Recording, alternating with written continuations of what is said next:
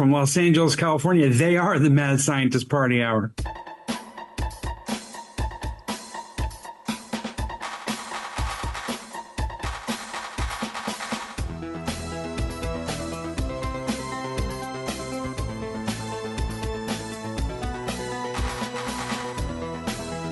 What is up, friends? And welcome back to Mad Scientist Party Hour.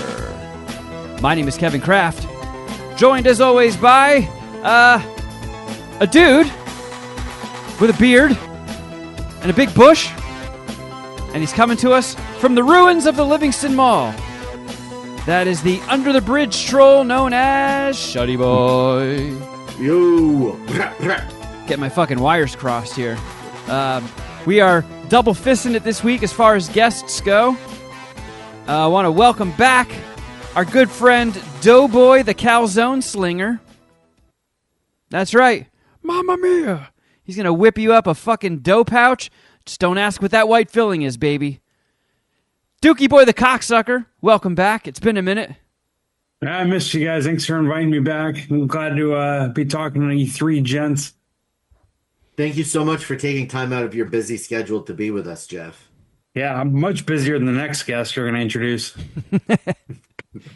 That man is our old friend Dustin Ibarra. Oh, yes. Glad to be gone. Glad to be back on. Dookie something, the cocksucker. Favorite character in The Wire, by the way. Dookie the cocksucker. Yeah, the most famous snitch from The Wire. Always wearing a wire.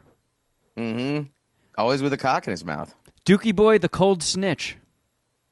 Can't believe I made it as many seasons as I did. Just a heads up, we're probably going to be getting into some John Cooper spoilers, being that the movie has officially been out for a week. Got some questions from the Puminati we're going to answer. But Dustin, who, of course, is one of the stars of The Second Coming of John Cooper, you've had... I mean, it's been a while since we were on set making that movie, but just recently you've had some busy and cool stuff going on. Just got back from New York shooting a new movie. Yes. I just got done shooting this Cameron Diaz movie with Stephen Merchant is the director. You know, I'm working with all the greats. Kevin Kraft, Stephen Merchant, Cameron Crowe, Kevin Kraft, Jordan Peele, Kevin Kraft. Yeah. Cameron Diaz? Yes, Cameron Diaz. Long Beach, baby. Yeah, I play kind of a party animal in this one, too. I always play a party animal. You know what I'm saying? Dude, I'm thinking them typecasting you. I know. Maybe the next one I get will be like a single trans mother or something, you know? But she also parties. That's how she like loses her kids. Like, You just look like a fun guy. I think that's why they always people want to just write you as a fun character or cast you as a fun character. I'll take it, bro. You are a fun guy. Industry. I mean, we were just at a concert on the beach, and every 5 seconds, man, there were ladies just throwing themselves at you. They were older ladies. Those fans of the show Ghost, much older women crowd, dude. I could take home any gilf that I wanted that night. Dude, even when I was back east, you know, talking to people about the movie, everybody was like, "Oh my God, you got the guy from Ghosts." Oh, for real? Yeah. Nice. That show's massive, huh? It is a massive show. It's the biggest comedy on network television, I've been told. And it's been on for like 5 seasons or 4 seasons. So when you started shooting it, did you start as kind of like a one-off character and then they just kept, like, they really liked you, so they kept bringing you back? Well, it kind of started as, they don't really tell you. They'll tell you like, oh yeah, we got this character, you know, he'll be in a few episodes. And then it just kind of like kept going and going, you know, which is a crazy story about that is the showrunner actually hit me up years ago when I was in rehab. And he was like, hey, I got this part. And I'm like, dude, I can't. I'm in rehab. That would have been a one-off part. But then it came around, and this is a much bigger part, which is cool. So, yeah, stay in rehab. There's a lesson. Yeah, look at that. Worked out more ways than one. Yeah, and if you do go, use my promo code. Dusty, Dusty 15 off. Well, that's sick, man. Because I know, like, you know, if they try somebody out on a series, especially at that scale, like you're only coming back if like you've made a big impression, the audience loves you, and you know the showrunner loves you. So the fact that you just keep getting brought back and you're becoming like a bigger and bigger presence on the show, right? Like then when it first started, you know, it's really cool, and I love whenever they have me in a storyline or something. They actually did. Dude, they did a metal detecting episode, and I wasn't in that one, which I was very surprised. no fucking way. Yeah, because I took the showrunner out. I took him and his son metal detecting, and dude, at the end of it, we didn't find anything. And at the very end, I get a little beep, and his son has a scoop. He's like 5 years old or something, and I'm like, oh yeah, it's probably gonna be trash. It was a gold fucking ring, bro. What? Yeah, and I was like, well, you found it. I guess it's yours. And in my heart, I was like, oh no, dude. You should have been like, oh, dude, you found my ring. Thank you. They let me have it though. The show, because he could tell, he's 5. He's not gonna do anything. And it's like, I need that gold, bro. He's a showrunner on Ghost. He created the show. Let me go ahead and get that gold ring for the pawn shop, bro. Yeah, for real. So Last is thing that you what- need is more gold. Is that what you do with the stuff? You do take it to like a pawn shop? Nah, I got a buddy who's a jeweler, and he'll like appraise it, and then I just kind of keep it. You know, I just hang on to it. It's my rainy day fun. Whenever the apocalypse happens, I'll be pawning. I'll be your trading this for savings. like rice. Yeah, I think when you and I did the metal detecting thing, that was back in like you know the thick of COVID. I that was when I had like a fucking beard and shit. I know. You had a mask in the car. I looked at some of that footage the other day. I was like, this pussy. Fucking snowflake. Driving out to Malibu with a mask. Hey, I just didn't want the people in Malibu to jump me. He's unmasked. Ooh, Get there's some him. ruffians. Yeah, stop the spread. What? So have you? I mean, every time you come on, we bring it up about the metal detecting thing. Has there been a new item you found? Maybe it's the gold ring that has risen to the list of like the top of the coolest shit you found.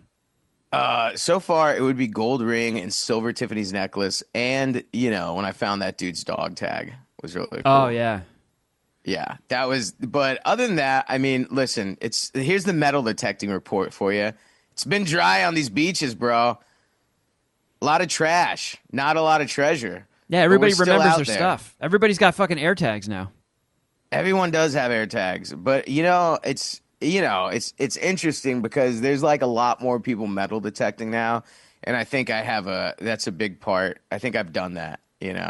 I've created the trend of metal detecting more. I mean, the coolest thing we funny found for you to, when you and I were in Malibu, we saw something shiny and we were like, oh fuck, and we were like digging through it, and it was like the cap of a tequila bottle. Yeah, I've been finding a lot of bottle caps lately. Lots It'd of be funny bottle if you got caps, into like dude. a metal detecting turf war. Dude, I hate it. Whenever I'm metal detecting, I see another detector.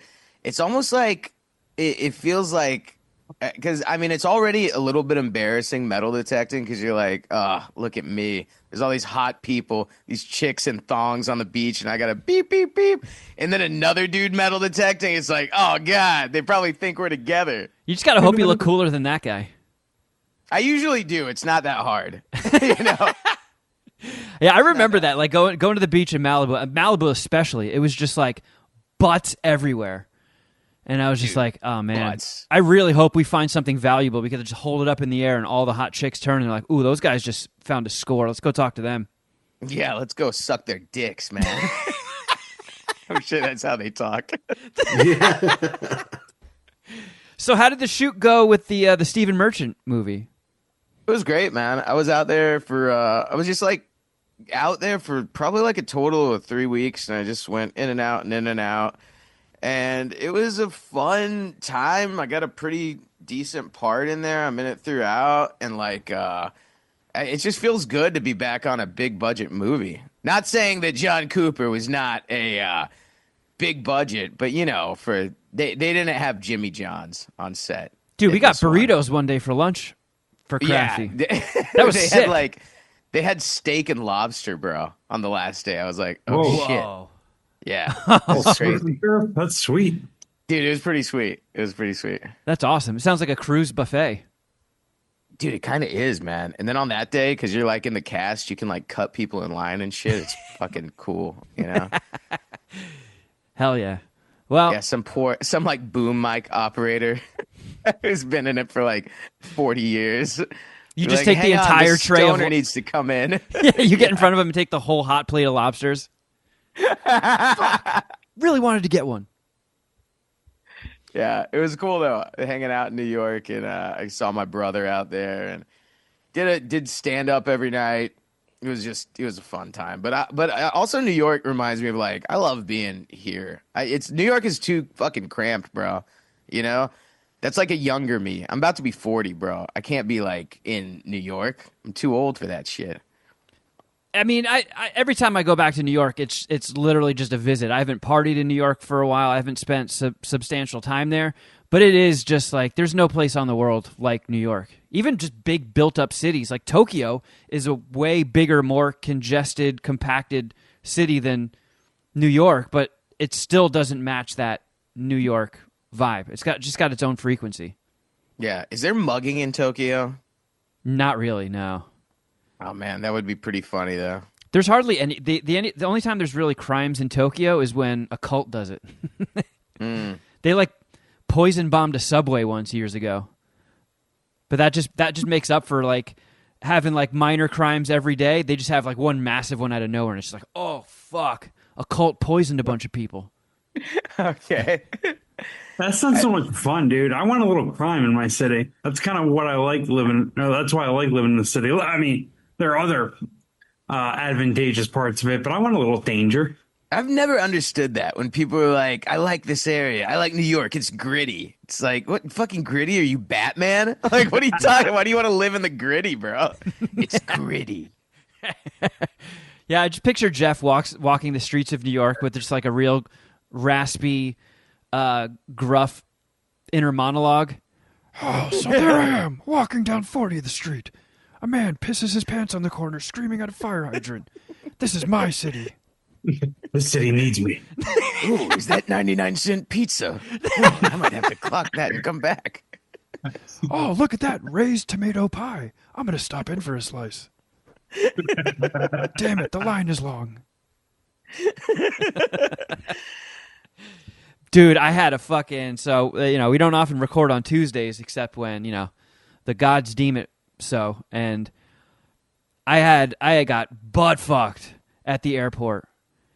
This was like a Hall of Fame butt fucking, other than the time when I was supposed to go to the Indianapolis 500, the Indy 500 for work, and got forced to take a plane that was already 2 hours delayed when I had a 1 hour layover to where I was going, and I was like, I'm gonna miss my connecting flight. I'm gonna have to just come right back. And they're like, just go, just try. Like, just try. I'm not like trying to dunk a basketball here. I'm fucking 100% going to an airport. My flight already left. So I got like stuck there and had to sleep in the terminal. Oh, were you like were you laid out sleeping in the terminal? Yeah, but I was grossed out by the floor, so I slept across a bunch of seats at one of the gates. And that lady that they play all the time that's like, please don't leave any unattended baggage. Oh, yeah. That runs all night, even when the airport is empty. It's tough to sleep through that. I didn't realize that your struggle, I didn't realize you stayed in the airport. I thought you went home and then came back. No, because by the time I landed, so many other flights got delayed and connections were missed that every hotel in the area was full. So I just slept there, woke up, and took a flight the next morning. Okay. But how much total time would you say you were there? maybe like 14 hours. Did they give you any credit, any food credit? Fuck no. Oh, you got to ask for that, dude. I'll do it every time. Like, bro, I think it's like maybe like 2 hours or 3 hours, but there's a certain mark that you hit, and you're like, okay, time to get my fucking food credit here. No, that's Did you gone. They think did to away with ask? that. How could they? Oh man. It used to Oh, be. man. It was a rule put in place, and a few months ago, it got wiped out. Oh, that's crazy. Oh wow. That's tough, dude. Look, these big corporations need protection from us. Us small guy consumers are a real threat. But yeah, I was flying That's true. back from Jersey. I was supposed to fly back Sunday night, and my flight got delayed 3 times. Got to the airport, delayed again. Finally get on the plane around midnight, and then they bring us out to the runway. We sat on the runway for 2.5 hours, and then they made an announcement that, all right, everybody, so the crew has timed out, so we have to go back to the gate. And everybody's like, oh. That's the worst, dude. That just sitting on the runway is evil, dude. Yeah. So we get I like back whenever people just have meltdowns and just open the fucking emergency hatch and just slide down. let me out. It's like the best. I was like, this is the time. Like, I very rare. I fly a lot, and I don't see that many. I hear it on the news like all the time. Like a dude got subdued and duct taped to the floor because he was trying to open the fucking cabin door mid-flight, or Yeah. brawls breaking out like it's a Waffle House. I never really see any of that shit, but I was like, this might be the time. Because when we got back to the gate and that little bong goes off, guy gets on the intercom and he's like, all right, everybody, you can pick up your bags at Carousel 1. And everybody's like, wait, what? We're getting fucking kicked off the flight? Ugh. So And- why didn't you just go home at that point? Well, it was 2:30 in the morning, and we all get off the plane. And it was funny because Jeff Ross was on the plane too. I was like, oh man, I really hope he starts roasting JetBlue. That's funny. He was on. That's hilarious.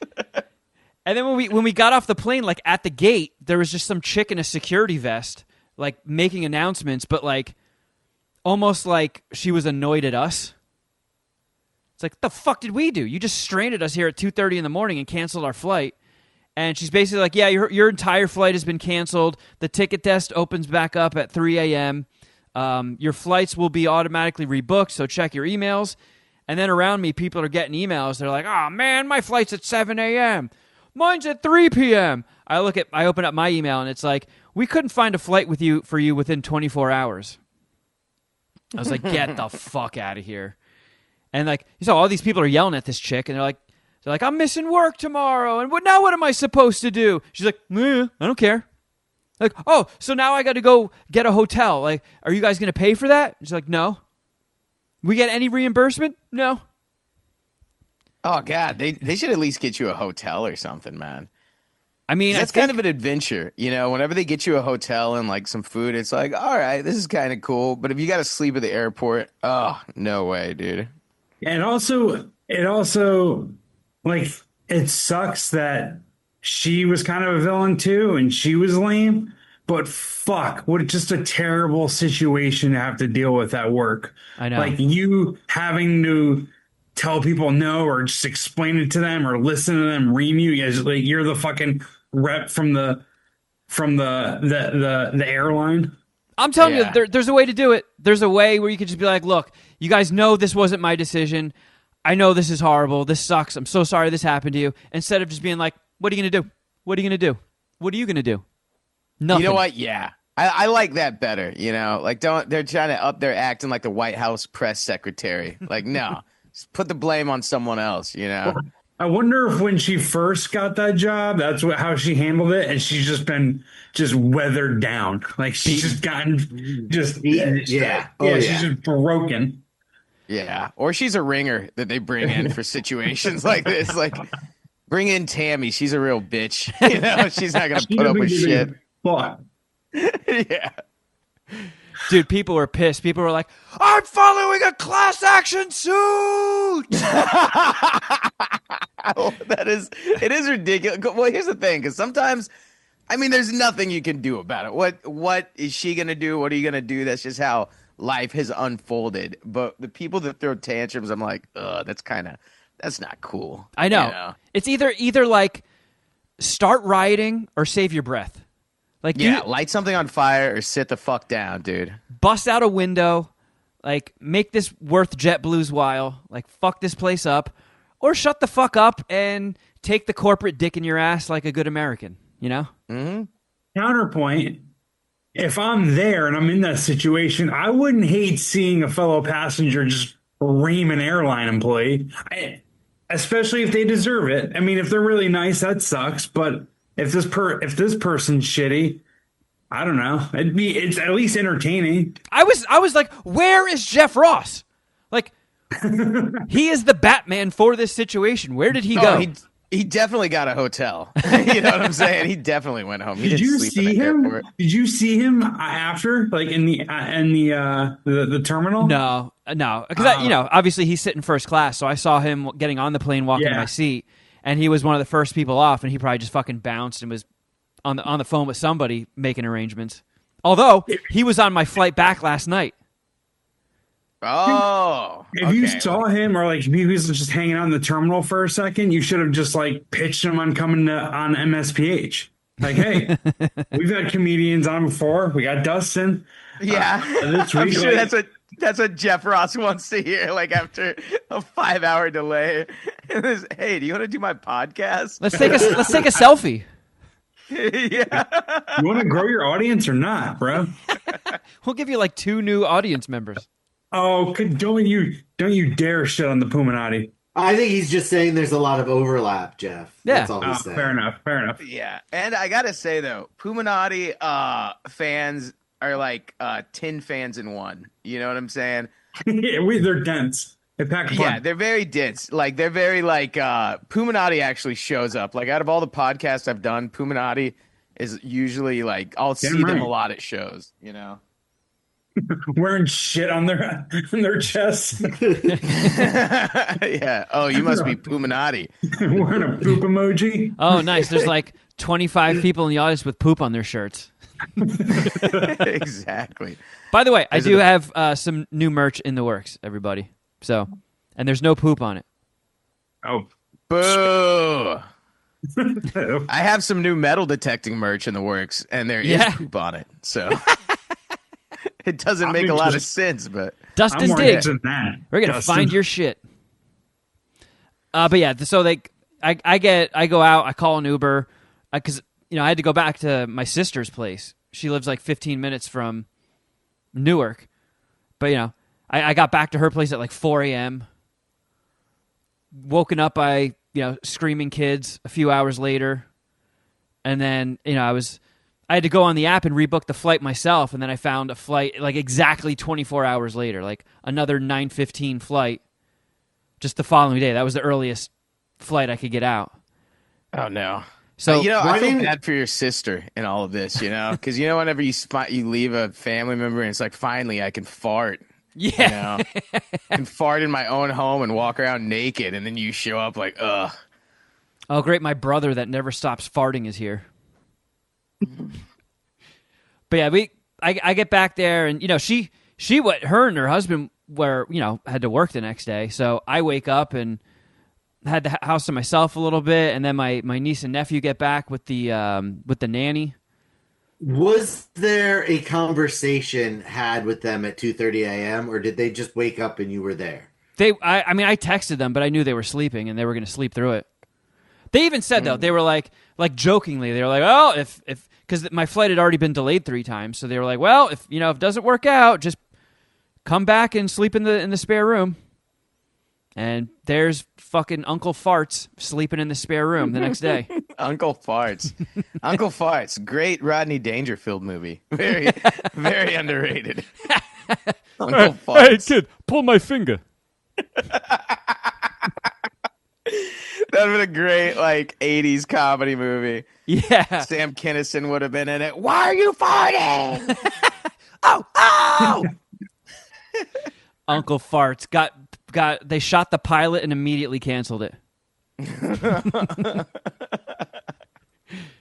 But yeah, I just helped the fucking nanny watch the kids the whole next day. Went back to the airport and went to scan my fucking thingy to get my bag tag. There's a problem with your reservation. Please go to the help desk. What, dude? That is one of those horrible horrible trips, Kevin. Dude, help desk, fucking massive line, not moving. 2 people working at the desk. They have like a whole row of desks, and only 2 of them are active. And each like agent is seeing a family of like 12. And I was just like, oh my God, I might not make it back to LA tonight. And it got to the point where I had to yell out. I was like, I'm gonna miss my flight. I'm missing my fucking flight. The stupid thing says there's a problem with my reservation, and I'm gonna miss my flight. And this lady's like, all right, let me see your ID. She takes it, she punches it in. She's like, you're checking a bag? And I'm like, yeah, I paid for it. And she was like, okay, well, you're like past the point of a checked bag getting on your flight. It might not make it. Oh. And I was just like, oh, you motherfuckers. But she like tags it real quick, puts it on the conveyor belt. I run to TSA. It's already at the point past where they close TSA pre-check. So I'm in bitch-ass line. And the dude in front of me does not have a real ID. So he's like providing like a urine, stool, and semen sample to prove it's him. They're doing facial recognition shit. It's fucking taking Jesus. forever. They finally see him through. I get in, go through the metal detector. It goes off. And the guy's like, ooh, you've been selected for additional screening randomly. And I was like, you know what? This all doesn't feel very random. This feels a little specific. And then I get my shit. I fucking run. It's like the McAllisters in Home Alone. I'm just sprinting to the gate. And I get there when they've already boarded like every single zone. Like I barely made it on the flight. And then I walk through first class and boom, Jeff Ross sitting there. Same row as the night before. I believe that was the second episode of Uncle Farts. Uncle Farts catching his flight. Farts in the sky. Why didn't they just put you on that flight to begin with? Because it was technically past 24 hours, I guess. Since it was the same exact flight time as the day before, so I had to find it myself.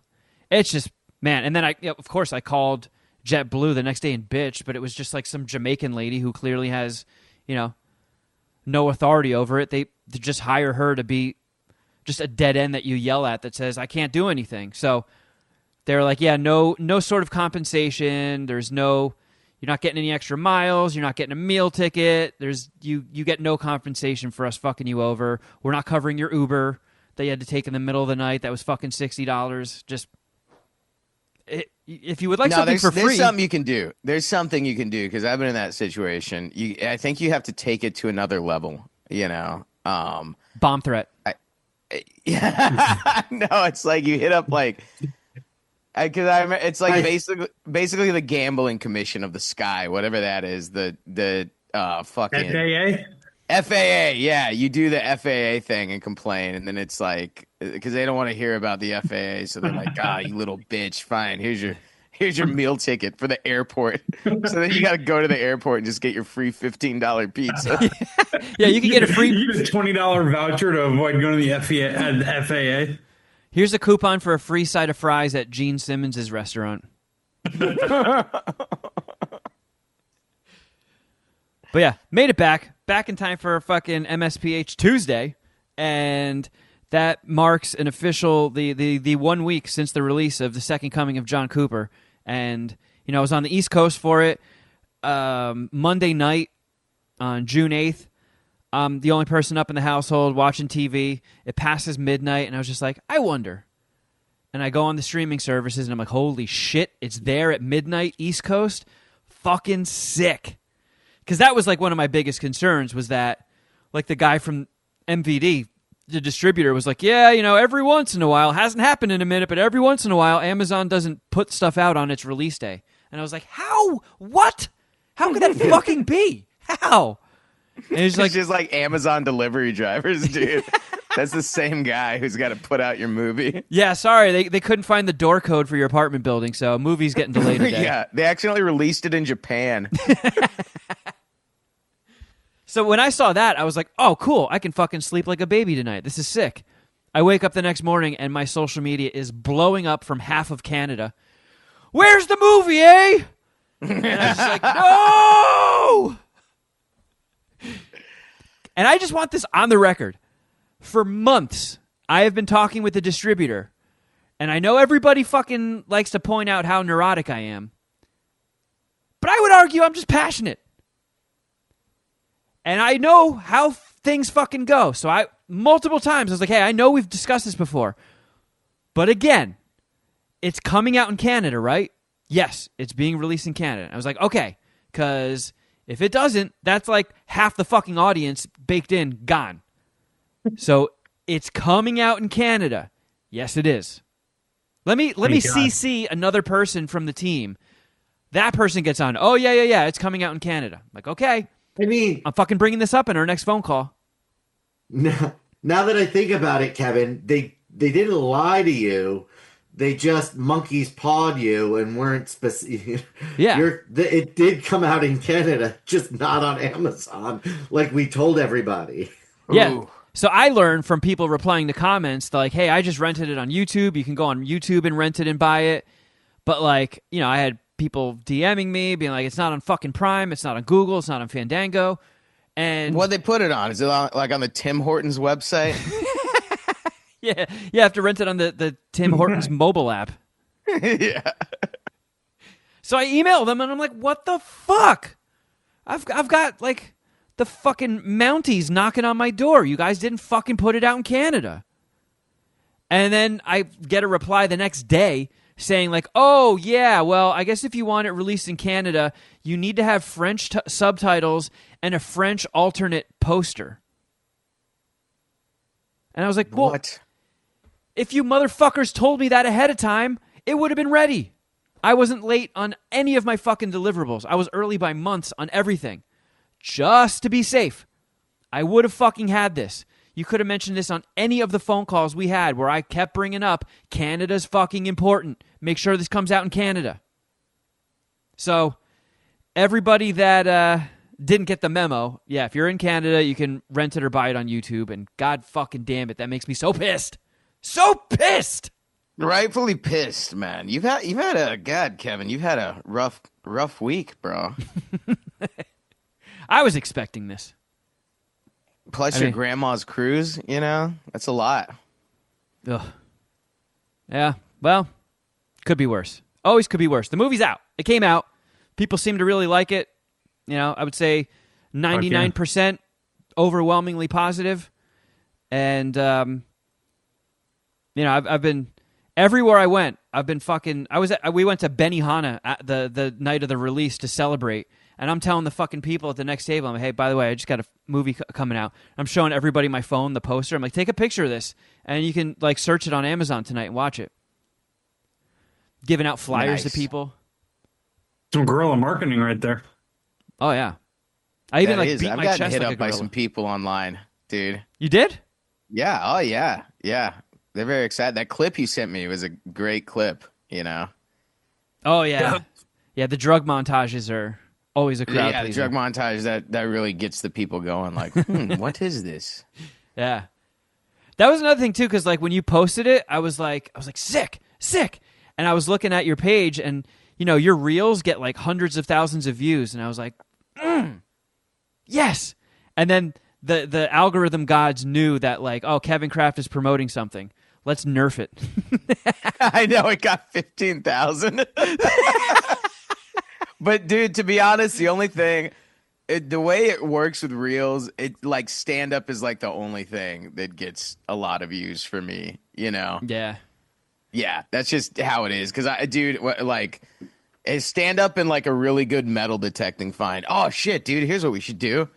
I just thought of this. Damn it. I should do a metal detecting reel, and then I'm scooping something, and I uncover it, and it's John Cooper. Oh You know? yeah. Let's bury Lane in the sand. Yeah. And then we just But yeah. you dust off his. Holy shit, John! We found John Cooper under here. What are you doing out here, man? I'll be right back, guys. Big Acai is calling my name. Yeah, right. Ooh. Well, but like I said, everybody's been super fucking cool about it. Like, thank you to everybody posting stuff, putting it in their stories, saying how much they loved it. It was, very cool to see as somebody who's been waiting their entire life to put a movie out. it was a pinch me moment. It was really fucking cool. I reached out to a few people to try and help us out. Dustin, like Mike Catherwood put the trailer out. Richard Christie from the Stern Show. Nice. Got like Katie former Ellis, because she's got a decent following. She's like, "Oh, I'll promote the hell out of it for you." I was like, "You're the fuck." Oh, hell yeah. Yeah. Anybody that I talk to that has like, you know, that I'm comfortable asking, that has a significant social media following, like, agreed to help out, and I'm sure that helped move the needle. Because, you know, like budgets like this, you know, people don't take it all that seriously. Like Amazon isn't putting it on their fucking main page rotating next to like Spielberg and shit, you know? It's all up to you. And a lot of the times when a movie of this size comes out, it's like, I don't know, the cast and crew rent it and their friends and family rent it. And then it sometimes just stays that way. It never really catches on. So the Puminati helping out, massive, massive fucking factor. And like I said, Puminati pulls through, bro. Yeah. You know, that is a fan base. That is like Manchester United, bro. Yeah, we have Puminati hooligans. Yeah. But I did throw it out there on our Patreon, like if people had any questions that they wanted to ask about the production. You know, now that I'm guessing a majority of the people that watch this have seen it, so we don't really have to worry too much about spoilers. It's been a week, and I guess if you haven't had a chance to check it out yet, you can just pause the podcast for a little bit. What the fuck have they been doing the last week if they haven't had a chance to check it out already? Shoddy. They've been stuck at the airport. The Puminati's been going through the same thing. Do they live under a fucking rock? Everybody made the same mistake and booked their flights on JetBlue. Fucking JetBlue. You schlongs. More like wet poo. Am I right?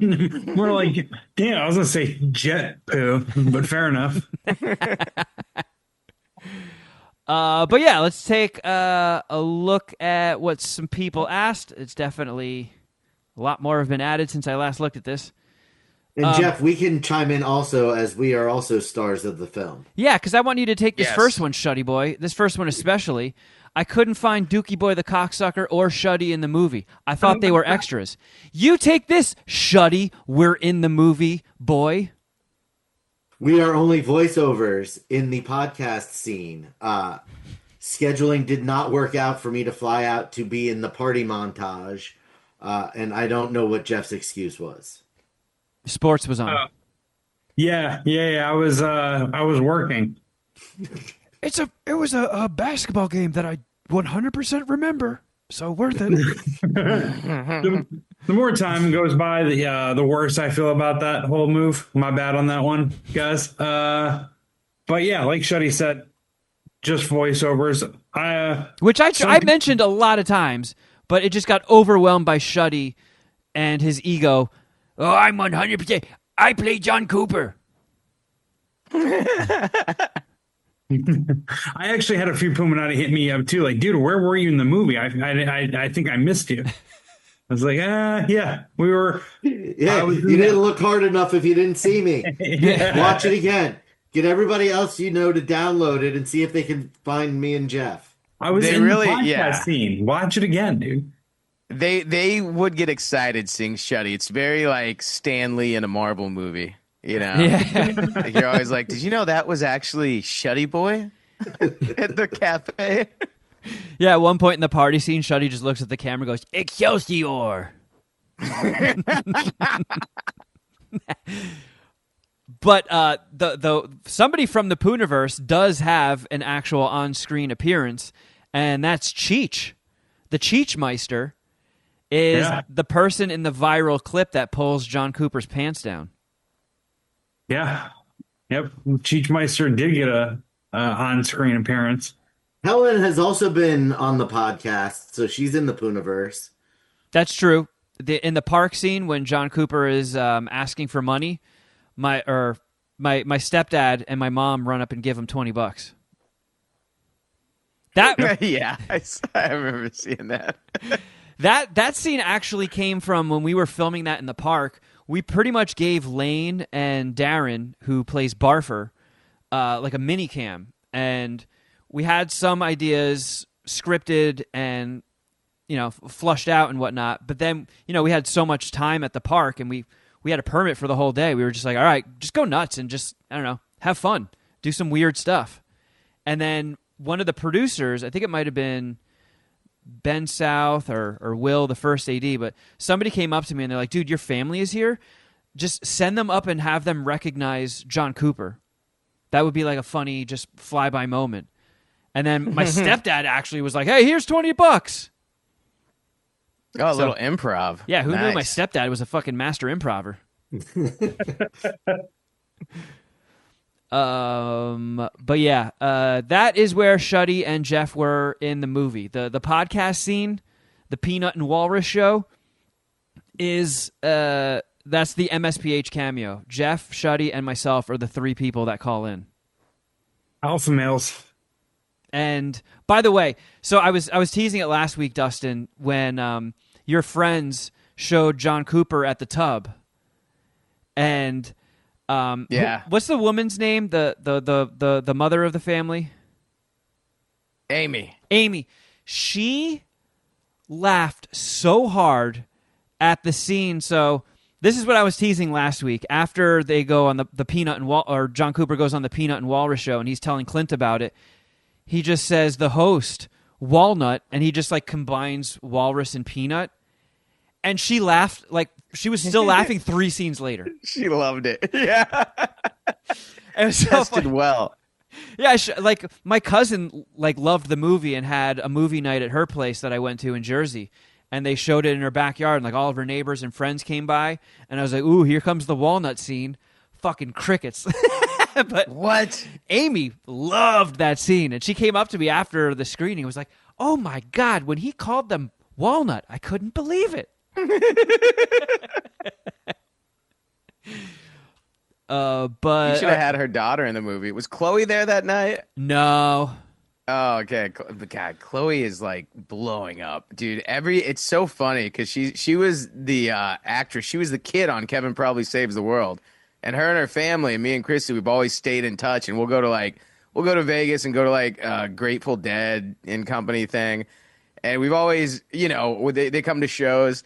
But it's like I was talking to her while I was doing that movie, and I'm like, yeah, this has been tough right now, this whole acting thing. And she's like, oh yeah, I could tell she was trying to relate, but she's like going back and forth to Ibiza to like film, and she just did that room. She was the lead in that Roommates movie. With Yeah, Adam I saw Sandler. that. Yeah, Yeah, so she was awesome She in is. I think I'm the only one being affected by the market of acting right now. But yeah, I remember they were like trying to delay the screening because they thought she might be on the way, but she ended up not making it. But she was awesome in that Sandler movie. She's She's a really a- great actress. Yeah. Yeah, and she's doing this other one with like James Marsden and like I don't know. She's like always working like crazy. yeah, she was in that horror movie with Hugh Grant. Yeah, Hugh Grant. He was such a creep in that movie, dude. Yeah, he's like a creepy Mormon. God, Yeah. what was that called? I forget what it's called, but it was awesome. A24. Yeah. Wink finger gun. But by the way, that last question was from Tom. Wink says, "What was your rap gift?" And I can unveil this, which I don't know why I was trying to keep this a secret for so long. I just thought it was a funny gag, and I would rather have people laugh at it in the movie. But the Shark Car poster, Yes. the Shark Car movie poster right here, if you're watching on YouTube, this is what was hanging on Clint's wall in the movie. And on the last day, the cast and crew signed it, and that is my rap gift. And it's hanging on. It made its way to the wall once I moved into this apartment by myself. The old ex did not want a Shark Car poster hanging in the living room, if you can imagine. I fucking love that joke. Read the tagline. There's nothing smart about this car. That joke came from, in the script, John Cooper, one of his big franchises is Galaxy Leaper. And in the initial script, it was Planet Hopper. And when you write a screenplay and you go to start shooting it, you have to get a script clearance report. So these group of like legal experts go through it and make sure there's nothing in there that could get you in trouble or anything that's copywritten. And somehow Planet Hopper already exists. I was just trying to find the most Unreal. off-brand sci-fi franchise name that I could think of, and I was like, nobody would seriously take this name. And I guess there's like a books called Planet Hopper, and they were like, how about Galaxy Leaper? That's free to use. And I was like, all right, Galaxy Leaper it is. And the production team was making up, fake posters and stuff, and they're like, we should get a few more fake movies. And I was just like, oh, shit. So I wrote up a bunch of them, and I sent it to the production crew. And I was like, all right, which one do you guys like? And Shark Car, honestly, was like, I was like, is that even like a pun people are going to pick up on? Smart car, shark car? Like, is that a bridge too far to make? And nobody liked anything else on the list but Shark Car. It was just like overwhelming. Everybody's like, oh my God, Shark Car. It has to be Shark Car. Shark Car. I think that could be a movie in itself. That should be your next project, Kevin. That should at least be a short with Lane. Yeah. I mean, I'm down. Like they brought Thanksgiving or Thanksgiving to life from Grindhouse. Oh yeah, like a fake trailer. I think one of the other ones, I forget the title of it, but it was some sort of Indiana Jones parody. And there was like poop in it or something. And everybody was just like thumbs down to that poop thing with Indiana Jones. I was like, come on. That was my favorite. Sokovich, you mentioned you had some issues with the owner of the house that you shot most of the movie in. Any other dust-ups or neighbors going Karen on the parking situations or noise complaints? Dustin, did you ever have any issues? So Clint's apartment is like a crappy little house in Mid-City, and the woman that owns the shooting location lives next door to it. And she made our lives a living hell. I don't know if you ever had any run-ins with her. No, I didn't, but it was the talk of the set that this woman just kept coming by, and it's like, dude, we're shooting a movie here. Like, oh, are they walking on the carpet? Shut the fuck up. She was This a menace. is filmmaking. A menace. That place was probably, if any city inspector went there, they would condemn it. It reeked. The whole time we were shooting in there, it smelled like fucking mold. It was falling apart. It was gross. She let her dogs... She doesn't walk her dogs. She lets them out in that yard. So everything is full of shit. Like dog shit is everywhere. And she came over and she was like, "Oh, don't use any clamps." It's like, "Don't use clamps? Make sure nobody chips any paint." I'm like, "Lady, this looks like a fucking you shot Silent Hill here. What paint?" The walls are just filled with scum. That's not paint. And no, she was I don't understand. I mean, her living next door was like, that's the worst, because now you have the location person just in your business, Yeah. And I think she would, but if it makes you feel better, she seems like the kind of person that it could be anyone. They could be doing Steven Spielberg's Disclosure at that place, and she'd be like, is that UFO? Yeah, is that model good? Make sure it doesn't fall down. Who's vaping? Yeah, she was yelling. Yeah, she yelled at people for vaping. It was like a really, really young crew.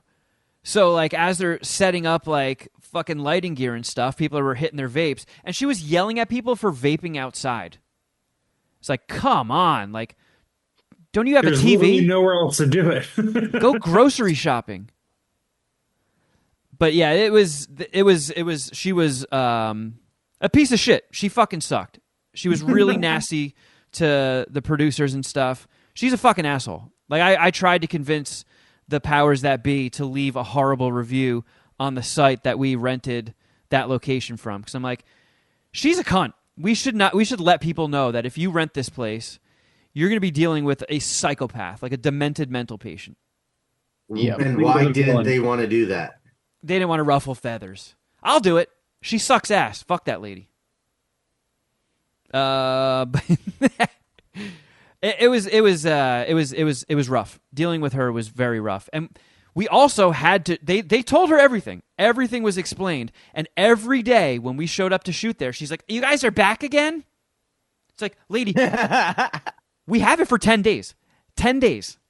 We told you we're shooting overnights here. Like, you knew our entire schedule ahead of time.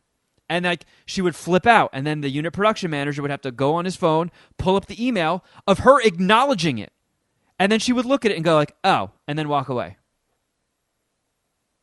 She's just the type of person that was not happy unless she's making other people miserable. Yeah. She felt like she was doing something. And you know, when you're shooting a production like this, it's really like, you know, a Native American with a buffalo. You're using every fucking piece that you can. So, we shot multiple scenes there, not just for, you know, Clint's apartment. The second half of it, like the flip side is where Clint and Jessa end up at the end of the movie. The scene from Frat Bro Science Fair where the girl gets her clothes sucked off by the machine, that was shot in the backyard. So people had to clean up like 50 pounds of dog poop from the back. That was also shot at like 4 a.m. And we had like a whole bunch of crazy lights set up and all this stuff. And people in the neighboring house came out at like 3. And they were like, "Are you guys almost done? This is crazy." And we're like, "Yeah, we're sorry." And they're like, "You're waking my kids up." And it's just like, "Ah, fuck, I'm sorry." Like there's Dude, pros. that's why no one wants to shoot in LA, by the way. I know. You know? If you go to someplace, you go to fucking Arkansas, they're going to be like, "Oh, y'all shooting a movie? Yes, can I be in it?" They'll be all cool about it. But these fuckers out here are so like used to it. They're like, "Oh, God, craft service is blocking my driveway." Yeah. You can give me lines. I'm union. Yeah. Welding, but still. But yeah, like, you know, we shot a lot of different scenes there, even some stuff that got cut. Kevin says Sharkar needs to be a real film. Great movie, dude. I agree. Sharkar, a Herbie the Love Bug powered by fucking sharks. Can't get more on brand than that. Oh, is that what it's powered by? Sharks. Yeah, that was like the whole joke of it. It was like a Herbie the Love Bug parody. Oh, nice. Well, I like that. I mean, that could work now, especially with this whole gas crisis, the Strait of Hormuz. We need a new source of energy. And this fucking shark car shows up, man. How was it? Tim wants to know, how was it when Jeff visited set? Oh, God. Tim who? It just says Tim. Interesting. Feels like someone feels like he knew the answer to that already. How did it go when Jeff visited the set? Ask Doing Jeff. great. Maddie says, "I remember some contract hiccups near the beginning of the project. Would you work with the same production team again if given the opportunity? Really fun movie. Side note, I wish Randy Pooman had a track over the end credits." Randy Pooh. He's John Cooper. He's doing drugs. I mean, we had a whole plan for a John Cooper music video for the end credits, but a majority of the post-production budget went to recovering the crashed hard drives. So we did not have the funds to shoot a John We're Cooper lucky music John video. Cooper came out at all with that whole mishap. I know. Dude. Fucking crazy. Fucking terrifying. Especially because if any, like, somehow we magically got more funding to reshoot, that lady wasn't letting us back in that fucking house. Oh, hell no. But yeah, I I mean, I do appreciate that they waited until after they recovered the hard drives to tell Kevin, because he would have been unbearable while it was being taken care of. What are you Do talking about? They agree? didn't tell me that. That they didn't wait. I was sitting there for 6 months shitting my pants waiting for it to get. Did we really recovered. know that? I thought it was. They waited a little bit to tell you. Well, they waited until we finished the last day of shooting. Oh, no. Yeah. But yeah, I would work with the same production team again. Might put one or two people in different roles, but it's tough to get a project like this on such a small budget to the finish line, and we got it there. So, I mean, just that alone speaks to how well everybody did their jobs, and there were cool fucking people on that set. Oh, Dustin in outer space. I love it. Dustin is now Galaxy Leaper. Yeah. Listen, a lot of people can't see this, those who are listening, but I did buy this little projector of the Galaxy on Amazon for like $15. And I'm trying to set up my back area. I was like, oh, I have ADHD. So I was like, how does this thing even work? That looks kind of cool though, huh, fellas? I mean, it looks like a Marvel movie, like you're traveling through space. It does, right? Oh, bro, can we just make that the next movie? Like that would be low budget. I'm just like in a fucking cockpit in space, and that would be the whole movie. Is that possible? Dubs in space. Dubs in space. Boom. Off to get space drugs. Space drugs. The We're space. trying to keep him from being typecast, Kevin. I don't know. I'm cool with it now at this point. I would do it for John Cooper. I would do it for Kev. Yeah. Yeah, it's in the Cooperverse. All future projects, Dustin will be like a professor or a scientist. Yeah, I like it. James wants to know, now that the movie's out, is there anything you would change or do differently, either about the movie or how you shot it? I mean, there would definitely be differences because it's just a crash course making your first movie when you're not... I never set out to be a director. I just wanted to be a writer, and I directed it because we couldn't afford to hire one. So I am, infinitely more knowledgeable now than I was at the beginning. So I think it would probably... Some stuff would have run smoother. Some stuff would have been done better for sure. I think the only things that I regret are the times that I didn't trust my gut. Because every time I did trust my gut and I pushed back when everybody was like, you got to do it this way. And I was like, you know what? I got to just put my foot down. Trust me, we got to do it this way. Like every single time I did that, people came up to me and they were like, yeah, you were right. And all the times that I caved and didn't listen to my gut, I fucking regret it. Ooh. Oh, shit. Oh, boy. Okay. I didn't think this one would come this quickly. I thought this might be like years later on the IMDb goofs section. But Will said, continuity question here. Uh-oh. At 12 minutes in, there's a scene between Clint and Jessa that's run mirror flipped. Could you speak to why that decision was made, or did I miss something? Yeah, there is a rule in filmmaking called the 180-degree rule, where when you set up a scene where people are talking, you draw an imaginary line and the camera never crosses it. So the reason for that is you don't want the viewers to get lost, and like if you shoot like that, it can kind of disorient you and you don't know where people are positioned and all that. Shit. So, there are, big named directors that say fuck the 180-degree rule, and they bust that line all the time. But it's one of those things where you have to be, a god-tier director to pull that shit off. And it was accidentally broken in that scene. Again, that's one of those things I was not aware of beforehand. What do you mean? Like, so if we're facing each other, the camera stays on one side of us, right? Yeah. So essentially, like every scene you kind of want to shoot like a play. So if you set up your line here, the cameras will all face in the direction of the other side of that line.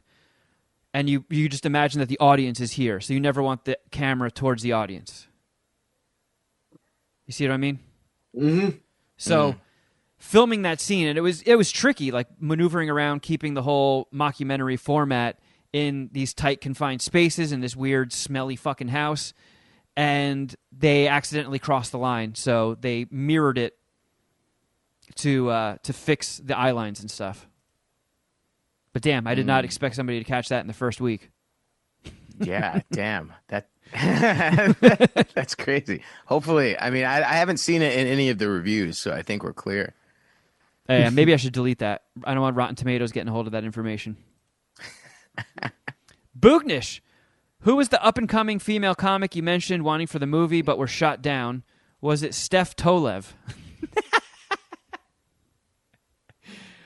Well, I mean, I don't know if this is a bad thing to admit publicly, but I did reach out to her. I think she's fucking awesome. I think she's hysterical. I love her stand-up. I love her acting. Every time I see her and stuff, I get pumped. And she was into it. And when I connected with her people, never got a response. And I just was like, all right, well, I can read the room. I don't want to be annoying. But I would definitely love to work with her someday in the future because she's fucking awesome. I think that was your best shot, bro. That was she's in the I know. she's in the clouds now, bro. Yeah, she's too big. John Cooper would really have to fucking skyrocket for that to be in the cards. Old Dusty will always be here. Just put me in drag, bro. I'll do it. I can play both parts. Yeah, he'll Jack and Jill it. Yeah. Let's Jack and Jill it. Let's not break the 180 degrees, but let's put a wig on Dustin. Captain Diarrhea, just a huge fan of Barfer. He wants more Barfer in his life and wants a Barfer spinoff. Ooh, Captain Diarrhea, also one of John Cooper's movies. It was on the wall. There actually was a deleted scene that's not too far from Captain Diarrhea. Yeah. So this is one of those moments where I caved when I shouldn't have. The very first scene we shot on set, day one, was Clint and John Cooper talking, you know, in the third act, talking about how they're both they both have agents, they're both acting, they're both out for some big roles, and one of them is a comic book movie called Sergeant Static, and it's the story of a Marine sergeant who got drowned in a latrine and came back from the grave with superpowers. So there's in the very, very last scene of the movie, John Cooper talks about how he didn't get the Sergeant Static role, and that's the first time it's ever mentioned. Because that whole scene behind it, they convinced me to cut it to keep the runtime down, and I was like, there's so much fucking exposition here. Why are we cutting this? It's only a 2-minute scene. It's not going to make that much of a difference if the runtime is 96 minutes to 94. And they're like, really got to get the runtime down. Really got to get the runtime down. And I fucking caved. And I feel like there was a lot of stuff lost in translation by that scene not being in it. But I mean, Sergeant Static could have been Captain Diarrhea for sure. But yeah, Barfer was great. Darren Lowe, who played him, was fucking awesome. The second he showed up on set, and I was like, "Oh, this guy's a maniac." We extended his shoot. We brought him back for a second day because we were like, "Oh my god, we need more Barfer in our lives." Did J to the W? Did the intimacy coordinator need to weigh in on the mayonnaise on the face scene? Surprisingly, no. We had an intimacy coordinator for when Clint and Jessa were in bed together, the frat bro science fair scene, but no intimacy coordinator for the mayonnaise on the face. That was actually yogurt, by the way. What were some of the kind? I don't remember. Probably just plain or vanilla. We didn't want any chunks. It would have been weird. Where are all the props now? Well, most of those were from a prop house, so they're back there. But I got, as I mentioned, I got the Shark Car poster. There was a drug duck. Do you remember the drug duck, Dustin? That it was just like a ceramic mallard that sat on the table in the living room. Oh, yes. I remember the drug duck. Everybody loved the drug duck. Drug duck was great. I forget who took it, but somebody really wanted it, and I was like, yeah, take the drug duck. It's yours. And then the smoking devices, the volcano is my personal volcano. That's Mount Midoriyama that I've had since I lived on the East Coast. When's the last time you used it? year and a half, maybe. The gravity bong from G-Pen, shout out to G-Pen and Boognish, that went to the unit production manager because that guy was basically sleeping 2 hours a night and working the other 22 hours, the whole shoot. What a beast. I think we actually got sent a second volcano as well, and I was like, dude, keep that. Just take all the fucking cool smoking gear. Oh, nice. That's a great wrap gift. Yeah. And then finally, when do we get physical media? Yeah, good question. I don't know. I would have loved to have it from the get-go, but I think we need to show the distributor that people are interested in this. So the more rentals and purchases it gets, the better shot of a physical version coming one day. I'm selling bootleg physical copies on the dark web, so just find me there. Yeah, Yes, and I'll be selling Dubs cameos for the next 30 days. So, boom, hit me up. Man, I really do wish I wrote way more Dubs scenes. It was tough to find, like, you know, justifying them, like every time Dubs shows up. And we did shoot some stuff, I think, that got deleted as well. Or at least condensed. Yeah, but I think it was, it was good enough, dude. It was enough. Dubs isn't the, Dubs is just a piece of cherry pie at the Thanksgiving dinner table that is John Cooper. I mean, that was some good cherry pie. You crushed it, man. Like, every scene you're in is so goddamn funny. Thanks, man. It's so much easier to work with someone like that felt like we were just having fun, because usually, like, when I'm on set, like, I'll always have those, like, oh, fucking Stephen Merchant, Jordan Peele, I better kill this, but you're more willing to try things when it's people, And you like, were, some of, like, the funniest lines in the movie came from you yourself, not even me writing them. Like, in that drug montage when Clint's like, man, that fucking guy is here the same time every single day. And you just look at him and go, it's the mailman. Yeah, the mailman thing. Yeah, Justin wrote that, like, on the fly. Well, you gave me the freedom to do that, man. And yes, Kevin, I will work with you again. I that's one of those things where, like, if you're doing comedy especially, how can you not have just a community pool of fucking input? I don't know if it's just... I'll tell you, bro, here's the thing. A lot of actors think they're funny. And I'm not saying that I'm super funny, but I know what's not funny usually, and I know when it's, like, not, like, worth it. You know what I'm saying? Because you have actors and they're just like, do whatever, guys. They don't. It's fucking awful. You know what I'm saying? Sometimes they can pull it off, but, like, usually you need, like, that's why in, like, auditions it'll be like, need strong comedic skills and improv, just because, you don't want to be up there. Because I have a rule where it's like, I'll only, like, improv if I'm like, oh, there's an 80% chance this is going to do good. Yeah.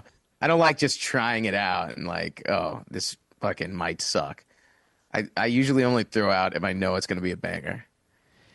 I mean, the stuff you contributed was fucking. I mean, the other line when you're filling up the blow up doll from the volcano and the party scene, like, that was Dustin's idea. Oh yeah. Like, maybe it's just from coming from radio, and radio is just like, you're filling so much time that you need every idea. And even if someone throws something out that's stupid, it might trigger something in somebody else. They're like, well, wait a second. You're close on that. What if we make this small tweak and then you just have something fucking awesome? And just because someone suggests something doesn't mean you have to use it. But to completely shut that out in comedy, I think you're really shooting yourself in the foot. Yeah, get a workshop different ideas. Yeah, what's the worst thing that happens? You get an extra funny joke in the movie. Like, that's what you fucking want. Mm-hmm. But let's see. What else here? I think that might be it. I think we covered all the John Coopery goodness, right? I mean, just follow the account. I'm going to be posting a lot more behind the scenes stuff. I don't want to post too much beforehand because then you really want to be active once the movie's out to remind people to check it out. And if you blow your load before the movie's even available, and you got no more behind the scenes stuff to post, you kind of fucked yourself. And also, like, I got some funny pictures from when we did the scene where John Cooper tries to be an artist. There was some very fun stuff happening behind the scenes there and everything that went into shooting that scene. And we also, I think enough time has passed. It's been years. That house might even be demolished. I heard they were demolishing that house where we shot Clint's apartment. But the scene when John Cooper kicks his easel over, it actually blows through the front window. And the team had to pick up all the pieces of broken glass and duct taped it back together. And that place is in such disarray. It never even got flagged, so we never got charged for it, which was sweet. Oh, hell yeah. All right, well, we got a little bit of time left. So, which one should we do? Should we do weird fucking Facebook shit? Or should we do Jeff Reed's horny porn video comments? I was gonna Let the guests decide. I'm more curious about the Facebook. Okay. Because I think I can I kind of get what Jeff reading horny porn comments is, but the Facebook that's more intriguing. Play the greatest hits, Kevin, of the porn. Just I was gonna say we should do Facebook weird Facebook fucking shit. Just because weird fucking Facebook shit, Jeff. Thank you. Weird fucking Facebook shit. Just because I thought Dustin would enjoy playing that game more. I can shoot some ropes. That's actually not from the porn game. Yeah, I was gonna say I don't think that's from the. I don't remember reading that line. I can shoot some ropes right there. I like titties.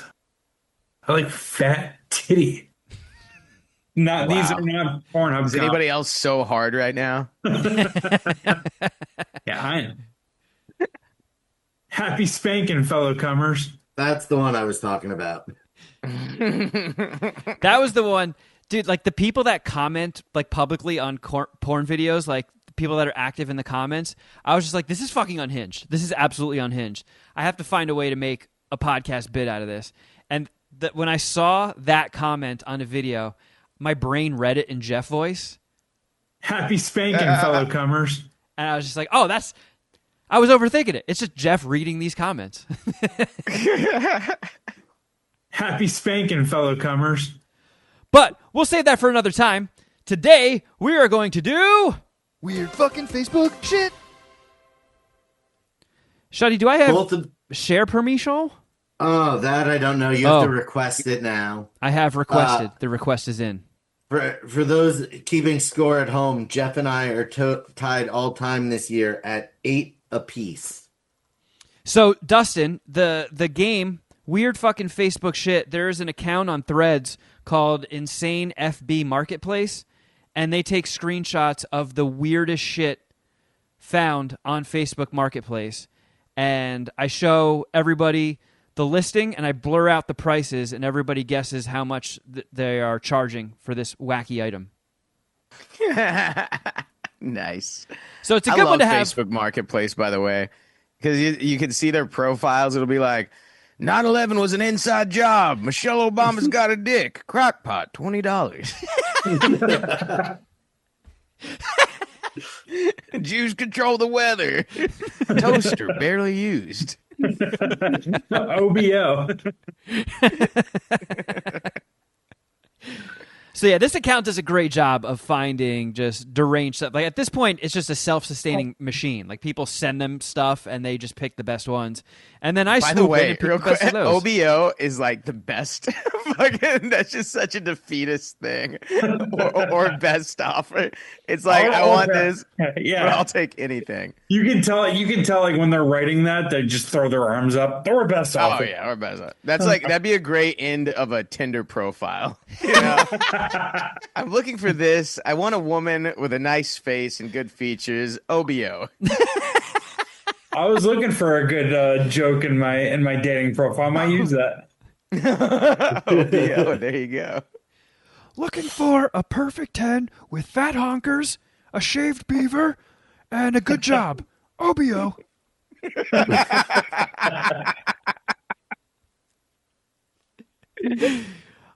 As somebody who has sold multiple things on Facebook Marketplace, you don't need to put that. They are going to fucking give you their OBO anyway. And They're bargain. it's always insulting. Like, Oh, it's always insult. Everyone becomes that guy, that mean guy on Pawn Stars, bro. It's like no matter what you have, it would be like, this is Abraham Lincoln's hat. Well, I don't know. He's like, who wears these anymore? I mean, okay, I'll give you $50 if you want. I don't know what I'm gonna do with it. I'll give you a Liberty quarter and some pocket lint. That's my best offer. It's so fucking frustrating. I now just like block people. Like, if your offer is just insulting, like fucking 20% of what it's listed for, it's just like, you are a madman. You're demented.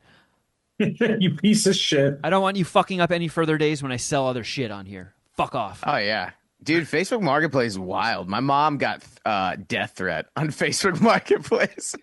Oh, what She had happened? she had like this suitcase she was selling, and some guy asked about it, but it had already been sold. She's like, it's already been sold. And he's like, oh, well, maybe I can buy another one and chop up your body and put it in it. Oh And my mom called me freaking out. I'm like, God. listen, Mom, you're going to get death threats. Okay. That's just part of the internet. Yeah. She's not used to that. She all of a sudden is like, should we get the police department involved? I'm like, I don't know, Mom. I can't Call the imagine. authorities. I can't imagine like a less consequential situation where I go to buy a piece of luggage on Facebook Marketplace and it's sold. Like, imagine this guy's reaction to things that actually have consequence. Like, Yeah. like, I'm sorry, sir, we're out of barbecue sauce. I'm burning this fucking McDonald's to the ground. Oh, he would not have been good on the JetBlue plane. No, That's a guy that you don't want on there. that's actually the guy I do want on there. It's like, you fucking JetBlue, you've had this coming. You just pissed off Facebook guy. Get ready. All right, speaking of Facebook guy, Weird fucking Facebook shit. the first item we are going to be discussing is this. It is some stained glass art. And if you look closely, you can see this is recreating a very recognizable scene from pop culture history. This is when Michael Jackson dangled his baby blanket over the balcony of a hotel. And this scene is now forever immortalized in stained glass format. One of the Oh, most wow. classy formats available. How big is that? It doesn't say. I think it was just a toddler at the time, Jeff.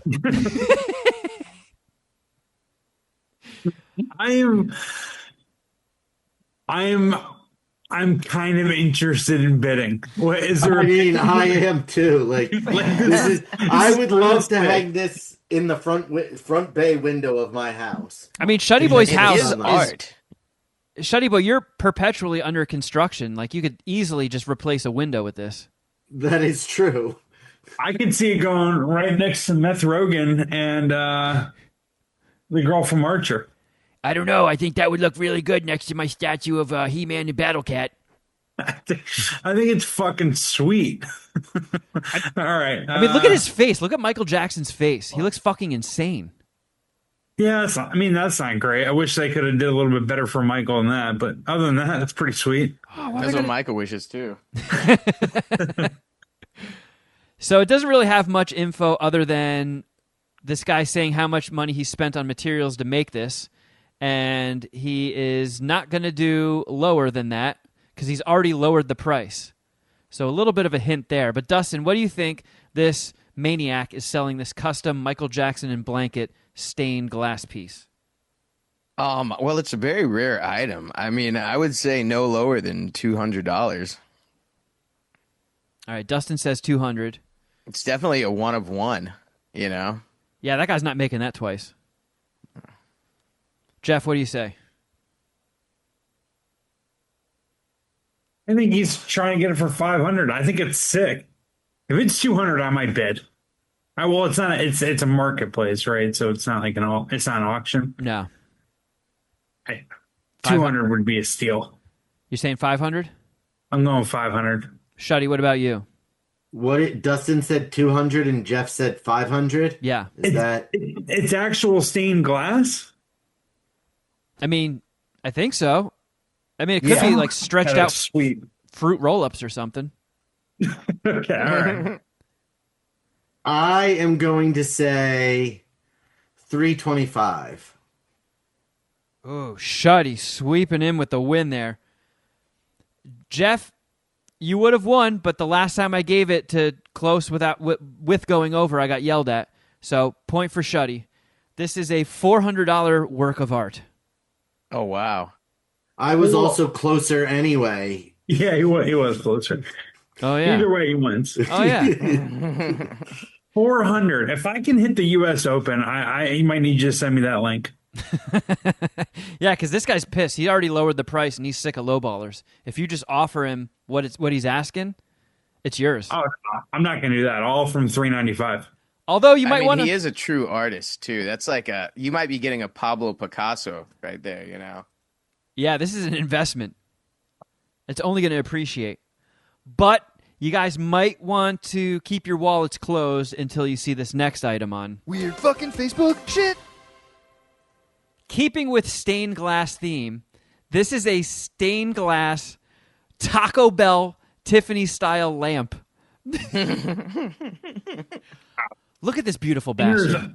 Bangers only in this segment. I mean, look at that. It's got the Taco Bell, font, and then on the other side there's a sombrero and a taco in the stained glass. I mean, am I crazy? This is fucking kind of cool too, right? There's the actual bell, guys. There's the Taco Bell. There is the Taco Bell, and if there's this one is out there, there's a KFC and a Long John Silver's one. Oh. Someone will be trying to collect the trifecta here. Just the infinity stones of fucking lamps. Yes. Just a guess here, Dustin. It feels like you're the biggest Taco Bell fan here on this podcast. Is that true? It doesn't feel that way. It looks that way, I think is what you're trying to say. I'm fatter than you. But I will say, I will go ahead and I'm thinking 350 for this gorgeous piece. Yeah, the only fault I can find with this is it's a little too short. It's kind of like the chode of lamps. Yeah, I need that to be a standing lamp. It's a little stubby. It looks really close to that desk. It's an end table lamp is what it is. And it is a work of art. 225. Shuddy, imagine if they worked Baja Blast somewhere into this. I mean, it's got the color scheme that I could even say it's Baja Blast inspired. So I'm into this. I think I'm going to go lower than these guys. I'll go $75. All right. Dustin, that is a point for you. You get the fucking Taco Bell lamp. Yes. $3.99. Whoa, it's only $1 cheaper than the Michael Jackson stained glass? Yep. Wow. That's insane, man. That's definitely the thing. If you're in like a divorce court, you're going to want that, Take the kid. Big ticket items first. Take the kids. Stays with me. Yeah, that's keeping you in litigation for decades. All right, here's the next item on Weird fucking Facebook shit. Jeff, I'm expecting an overperformance from you here. This is a Home Depot bucket filled with 300 loads of laundry detergent, but it just straight up looks like a bucket of old cum.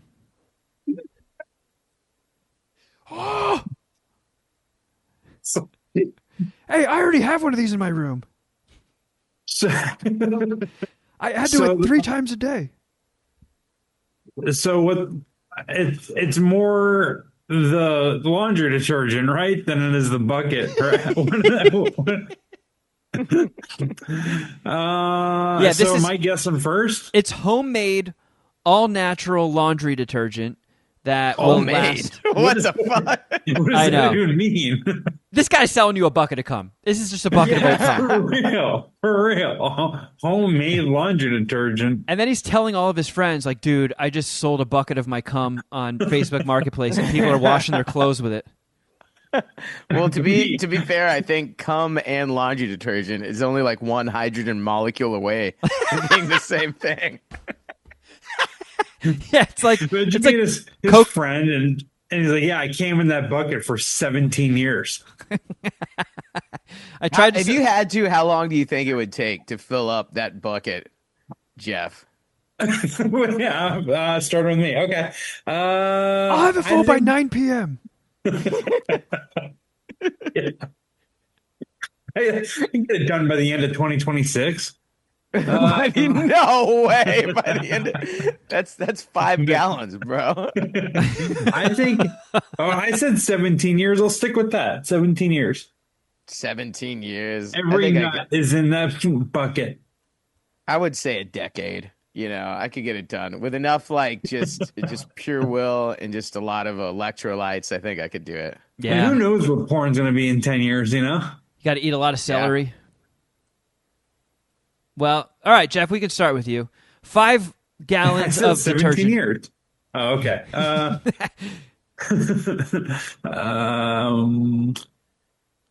How much for I'll this guess- bucket of cum? I'm going to stick with the guess that I had last product. I'll go $75. All right, Shuddy, why don't you go next on this one? 150. All right, Dustin, bucket of I'm cum. gonna get right in the middle. I'm gonna say 100.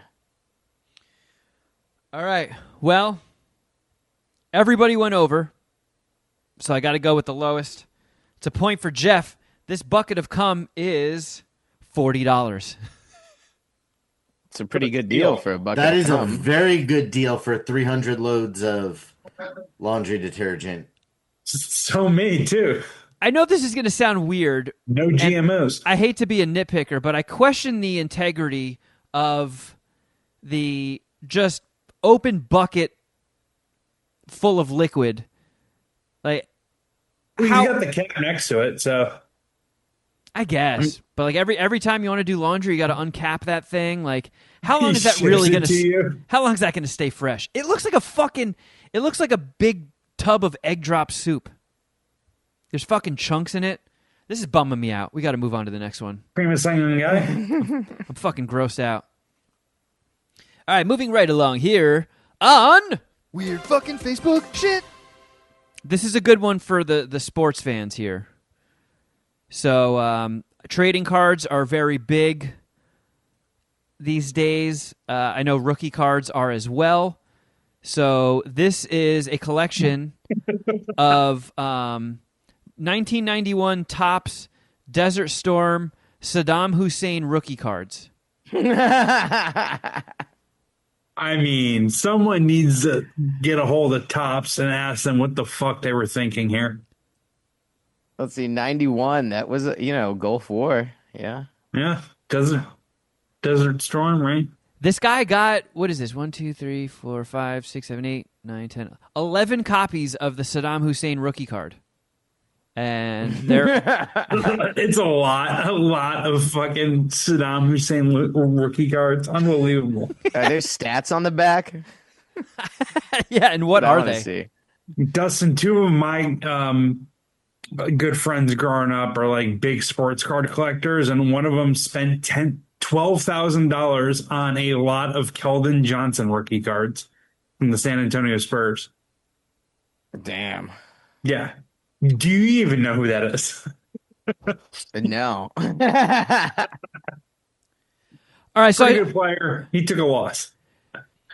I should have done this beforehand, but I looked it up on eBay to see if this actually is a real card or if this is just somebody being silly on Facebook Marketplace.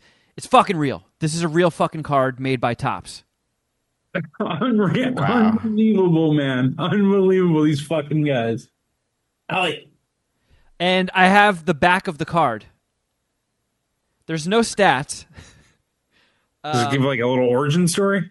On Did he August, kill like 30 politicians in like a day? That'd be a Probably. good set to throw up there. Yeah, I've seen that video where he just You kind know of what like, I'm talking about? yeah, that video where he just outs everybody. Like, Yeah, he holds a press conference, and the press conference is going to murder all of the political opponents that are sitting in that room. yeah. if you all look under your chairs, you get a bomb. You get a bomb. You get a bomb. All right, this If is it what was the, signed, that'd be something. So I think Shetty guesses first, right? If we're going to snake draft this. Well, actually, if we snake draft it, it's me. the back of the card, by the way, is just his bio, starting with August 2nd of 1990. Okay. It just talks about him invading Kuwait. Yikes. All right, so who's guessing first? Yeah, we can go with Shuddy. $100. Shuddy says $100. Dustin, what about you? I'm gonna say 150. I was going to guess. Jeff Clark. You know what? pulling I'll up keep the the rear. same guess I've been using, $75. Jeff Clark going the wrong direction. Another point for Dustin. Yes. For $200, those 11 copies of the Saddam Hussein rookie card can be yours Ooh, nice. to hand out to the 10 Saddam enthusiasts in your life and keep one yourself. All right, next item on. Letterbox Oh no, that's Letterbox D. Weird fucking Facebook shit. Dustin, I know you have some religious people in your life. They might be interested in having their very own steeple.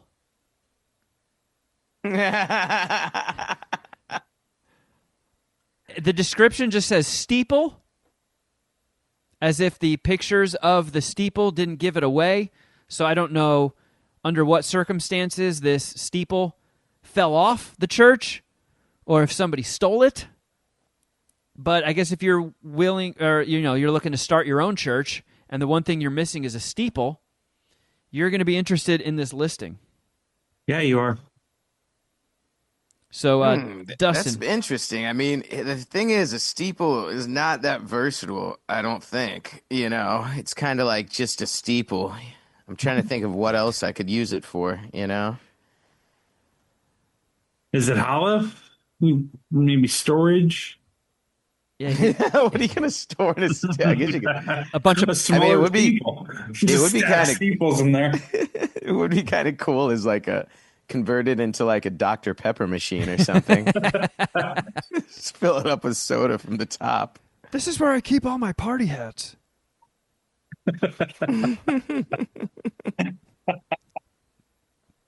All right. Dustin, what do you think this is going for? A full-blown legit steeple. I wonder if it's holy, if it has like holy powers. I'm gonna say that steeple, dude. It's just I don't want to lowball it, but I mean, what are you gonna do with a steeple? Like let's do $75. $75 for a steeple. Jeff, what do you say? I'll guess 300. Oh wow. And Shuddy. 650. All right. Well, Shuddy, all those years of doing home improvements must have paid off because that is a $1,000 steeple. Yeah. No way. Yeah. That was my gut. That was my gut, but I didn't want to overshoot. I'm going to shoot. I'm going to overshoot. All right. This Can't believe the steeple was worth more than the 300 loads of cum. Who would have thought that? This next one is something I am very much interested in. I would love this, even though I basically have no use for it. In the 80s and 90s, they were so big on these just branded promotional items, and I loved all of them, and I had 0 of them. And I don't remember this, but do you guys ever remember seeing a Tropicana AM FM radio shaped in a photorealistic orange with a straw sticking out of it for the antenna? So no, but they did have cups that looked like that.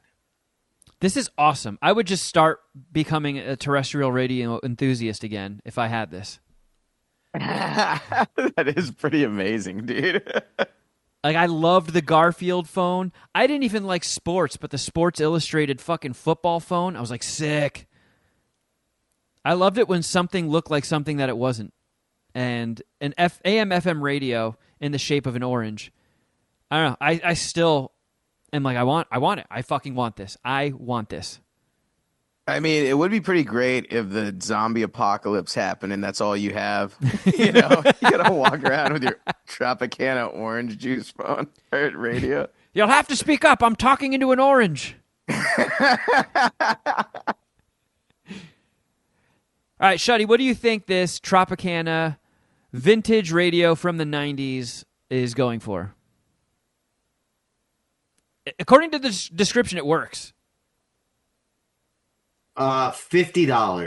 $50 from the Shudmeister. Ooh. Dustin, what do you say? Well, I think this is very valuable. If a police department gets their hands on this, like a narco unit, they could use this as a wire, you know? You just got some informant. So you're gonna go and just set the orange on the table. Dude, why do you always have that orange radio with you? I like listening to things before we meet up. I'm gonna say $40. $40. Jeff? I will say that's a pretty good guess. I'll guess 115. All right, another situation where everybody overbid, but Dustin, you were the closest. It's $20. Oh wow! I'll take 3. I'll keep one That's in the a bathroom, steal. one in the bedroom, one in the kitchen. You are running away with this, Dustin.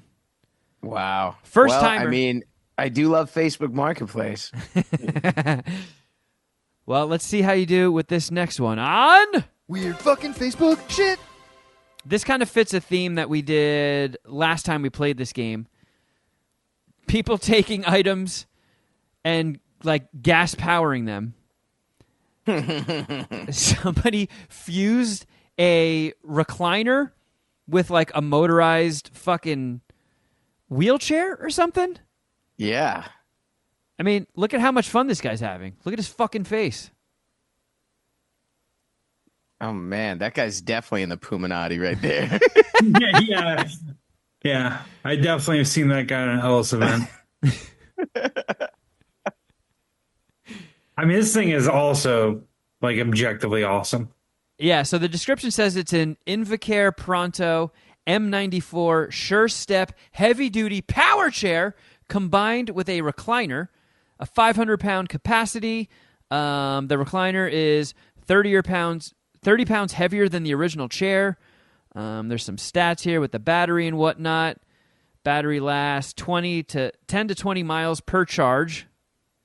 So, you know, it's kind of like a smart car or a shark car, if you will. Charger included. And it can easily disassemble into 3 parts for loading into a truck or SUV. So if you want to take that cross country, you can. I mean, if you can find a way to rig that up with some power cells, it is just an infinite driving machine. I don't know if it's rated for highway use, but who gets first? Is this Jeff? Are you getting first guess on this one? I think so, yeah. All right, you I'll need this one to guess- stay in the running, Jeff. I'll guess $700. 700 from Dookie Boy the cocksucker. Damn. Shudmeister.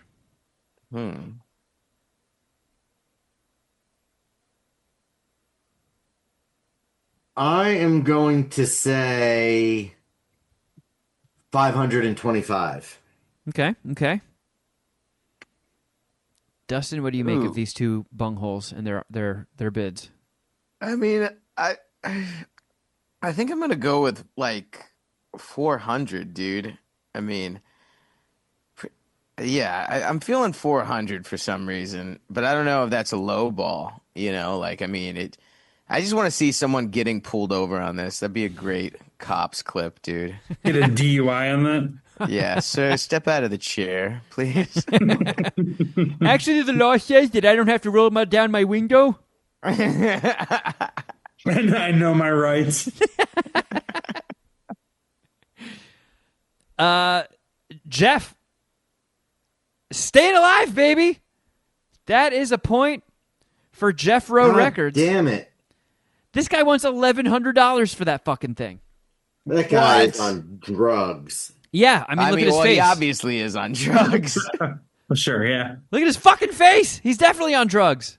All right. We are nearing the end. Couple more left on Weird fucking Facebook shit.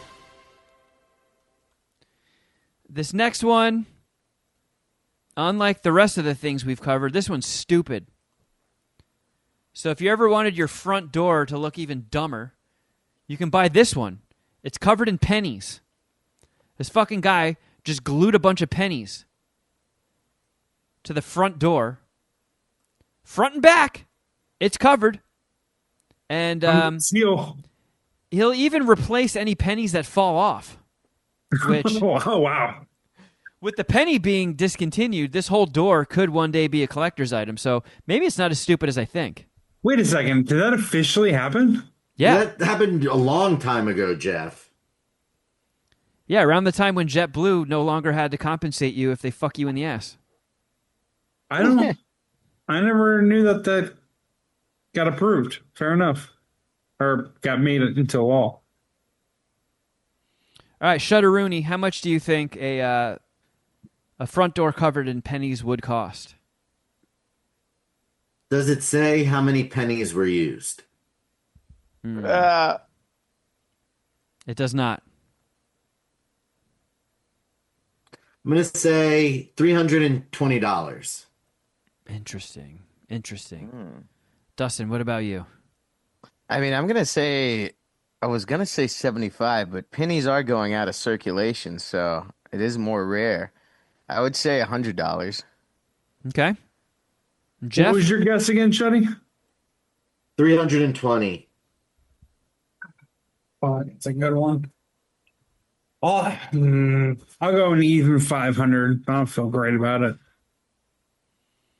Well, that might be game over statistically because Dustin, both Fucking these A. chuckleheads overbid. It's a $300 door. Shuddy, you just barely missed it. Ooh. That's got a host. That is a kick in the dick. All right, so these last two are just going to be for funsies. Weird fucking Facebook shit. Dustin's got a lot. Dustin can arrest all of his starters.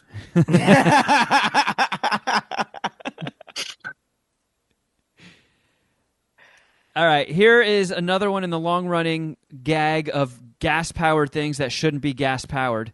A gas-powered party blender. If you want your margaritas to taste like fucking exhaust, you can get this fucking thing. A 2-stroke gas-powered blender. 2-stroke. Oh, it just gets better and better. Usually takes me Oh only my one God. stroke.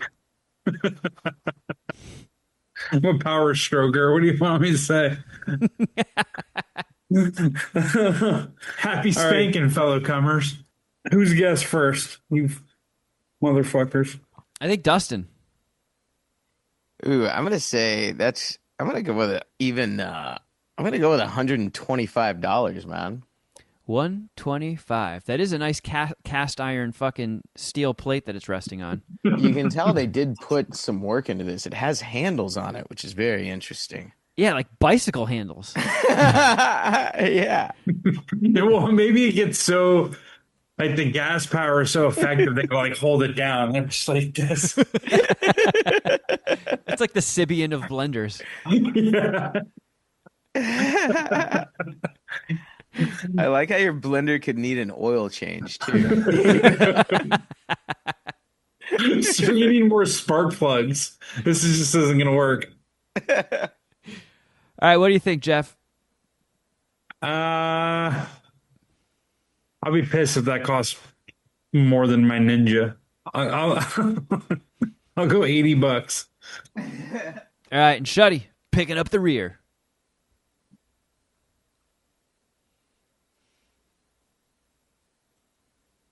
$250. Was it the pause? You crunching numbers? Yes. Yep, that's exactly what it was. Well, Shuddy, it was worth it.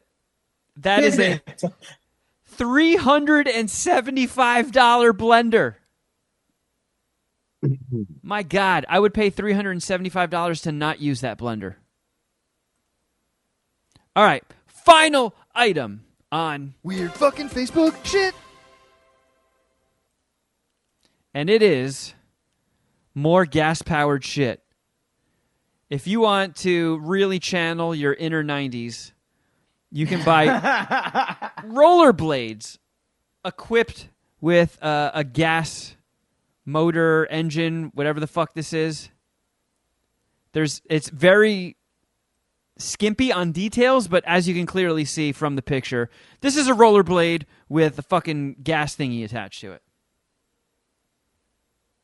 Those things must weigh a ton. And how do you? It's a weed whacker motor. I mean, can you imagine taking those to Venice Beach? That's pretty amazing right there, dude. Yeah. I You'll, kind of di- want that. you'll die from a poontang overdose if you're seen in public. It's only one blade, huh? Yeah, I guess you have to like 1 foot it like fucking John Cusack in Better Off Dead. Just doing the one ski down the K-12. Ooh. Yeah, so, I mean, doesn't matter. Game's over. Dustin won. Jeff, what are you bidding? I'll go actually, yeah, I'll go $200. Shuddy? I will go 420. Yeah, you would. Dustin? I'm gonna go 125. It's only one blade. Well, somehow this guy has the audacity to ask for $250, so...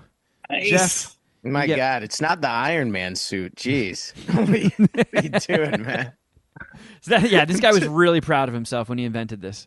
This is like dumb Tony Stark shit right here.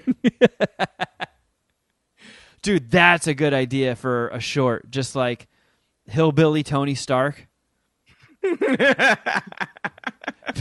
And just everything he builds, he uses to get high. It's like a volcano, but for Jenkum. All right, well, that was fun. And that was a fun episode. And Dustin, it was great to have you back celebrating the release of our movie, The Second Coming of John Cooper, that we both put a shitload of work into. And I really hope we get to make more, man. It's always great seeing you guys and connecting with the Puminati again. Hell yeah. Yeah, we love you, Dustin. We love having you you on, guys. Dustin. Where Love can you guys? Where can people check out your stand-up dates? Just check it out on my IG or weenietips.com. I'm out there. I'm coming to a town near you. And also follow my Twitch and TikTok for some hot live metal detecting. Boom. Fuck yeah. You got a show this week, right? At the Laugh Factory? Tomorrow. Yeah, tomorrow. Is this going to be out? Yeah, tomorrow I'm going to be at the Laugh Factory in Hollywood at 7:30. Wednesday the Damon- 17th. Yep. Damon Wayans Jr., bunch of funny comedians trying to get David Spade right now. We'll see if he does it. Nice. Yeah. Former MSPH guest Mayhem Miller. Yes. For all the Puminati. All the local Puminati. Go check it out. Do it up. And Wear your poop shirts so Dustin knows who you are. Yes. so I can greet you officially. and yeah, so don't forget, Second Coming of John Cooper. It is out, baby. It's out. You can get it if you're in Canada.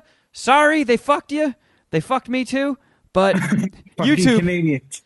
I mean, odds are you got a smart TV with the YouTube app. you can watch it on there. I haven't heard any complaints about how it looks. I'm sure, they've been renting movies on YouTube for a long ass time, so it'll probably look just as good as it does on Prime, Fandango at Home, or Google TV, the other places that you can rent or own The Second Coming of John Cooper. And if you're enjoying it, please give it a review. If you got an account on IMDb, Letterboxd, Rotten Tomatoes, every little bit helps. I think they need fucking 50 people to give it a score on Rotten Tomatoes before it gets like an audience meter. So I don't even have a fucking Rotten Tomatoes account, so I get it. I'm gonna create one just for this. Yeah, I think I might too. Fuck it. Why I'm not? down. But if you got one, love to get more reviews. Oh, you're lifting your moratorium on Rotten Tomatoes for this, Jeff? I mean, if it helps out Kevin, this is literally the only situation where I would. I mean, Shuddy, Jeff is in the movie. He is. That is true. Mm-hmm. Yeah, it helps me too. He's one of the stars, as we all know. And Dookie Boy is our other guest this week. What would you like to promote? Did I lose you? It did kind of cut out on me. You were fuck. calling on me to promote something? Yeah. As our Nothing. guest, other than being a calzone filler. By the way, I do want to give, that was a Puminati suggestion. Damn it! Where's that fucking... Maria E suggested Doughboy the Calzone Slinger. I appreciate that. No, I got nothing to promote right now. Just hanging out, writing articles for Outkick. And that's about it. All right. You can also follow us all on Instagram. I'm at Kevin Kraft. At Shuddy Boy. At Jeffro Records. That Destiny Barra. And now that I'm back, I can start shipping out posters again. So now that you've seen the movie, you can own a Second Coming of John Cooper poster.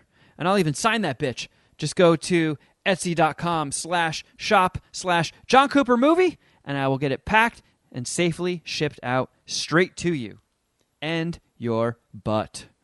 YouTube, you go to youtube.com/Mad Scientist Party Hour. You can see all the fun items we did on weird fucking Facebook shit, as well as Dusty in Space and all of our wonderful faces. And the party continues.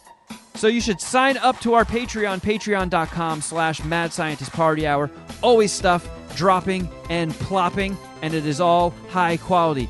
We do not feed you any poop. You are getting the good shit. I promise you. So check it out. Support the homies. Keep the show alive. Patreon.com/Mad Scientist Party Hour. All right, everybody. Thank you so much for listening. And until next time, something